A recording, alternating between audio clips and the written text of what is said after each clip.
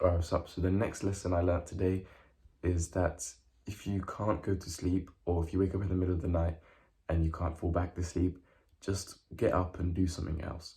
I heard this before from this guy called Matthew Walker, who's basically the #1 sleep expert in the world or whatever. And I sort of thought, well, that's kind of stupid. Like, why would you get up and do something else? But last night I woke up and I felt sick, and so I had to go to the window here, just taking some fresh air, chill out. And obviously it's New Year's Eve, so there's a bunch of fireworks and stuff. It was the middle of the night, like 12 as well.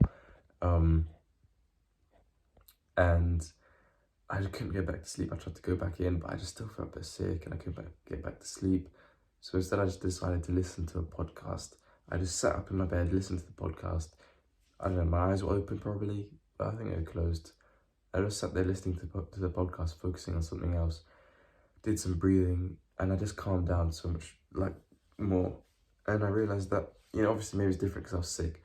Maybe it would be different if I wasn't sick. But if you can't fall back asleep, try and just listen to a podcast, or maybe read a book, but I wouldn't recommend it because you have to turn the light on and stuff. Just try and, or even just sit there and think, to be honest. Because I feel like you can get caught up in trying to fall asleep.